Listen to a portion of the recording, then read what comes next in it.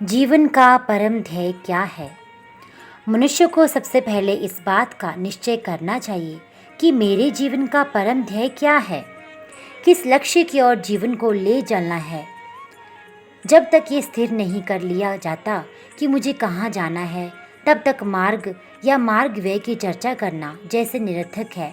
वैसे ही जब तक मनुष्य अपने जीवन का ध्येय निश्चित नहीं कर लेता कि मुझे इस जीवन में क्या करना है, तब तक कौन से योग के द्वारा क्या साधन करना चाहिए, ये जानने की चेष्टा करना भी व्यर्थ है। इस समय जगत के अधिक लोग प्रायः निरुद्देश्य ही भटक रहे हैं, प्रकृति के प्रवाह में अंधे हुए बह रहे हैं।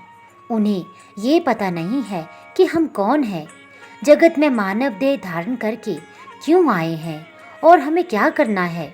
किसी भी प्रकार से धनोपार्जन कर कुटुंब का भरण पोषण करना और उसी के लिए जीवन बिता देना, साधारणतः यही अधिकांश लोगों की जीवनचर्या है।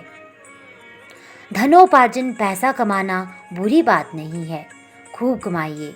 बिना धन के न धर्म हो सकता है न दान, लेकिन होश भी चाहिए, लक्ष्य निर्धारित करना चाहिए।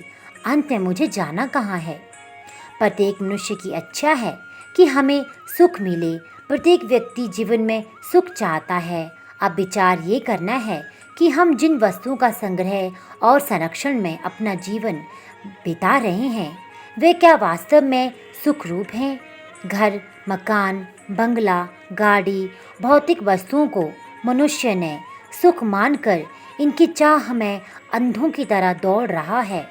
इनमें यदि सुख होता तो जिनके पास ये सब पहले से हैं, वह सब तो परम सुखी होते। ये तो सभी जानते हैं कि संसार की प्रत्येक वस्तु क्षणभंगुर और विनाशशील है। जो विनाशी है वह अनित्य है, और जो अनित्य है उसका एक दिन वियोग अवश्यभामी है। जिस वस्तु की प्राप्ति और भोग के समय सुख होता है, उसके वियोग में दुख अवश्य होगा। अतः संसार की प्रत्येक वस्तु वियोगशील होने के कारण दुखप्रद है। अपनी मानी हुई प्रिय वस्तु जब लुटती है, तब जो दुख होता है उसका अनुभव प्रायः हम सभी को है।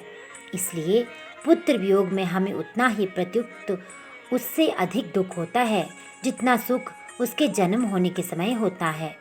यही न्याय स्त्री स्वामी, माता पिता, गुरु शिष्य, मान कीर्ति, शरीर स्वर्ग आदि सभी में लागू होता है। सारांश ये है कि अनित्य वस्तु में केवल और पूर्ण सुख कदापि नहीं होता, उसका अंत तो दुखमय होता ही है।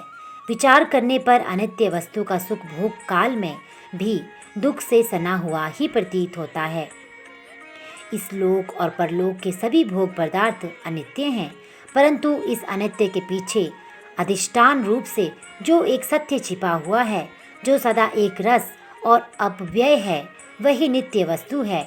उसी के संबंध में गीता कहती है, न जायते म्रियते वा कदाचि न्यायं भूताम भविता वा न भूयः अजो नित्यः शाश्वतोऽयं पुराणो न हन्ते हन्यमाने शरीरे।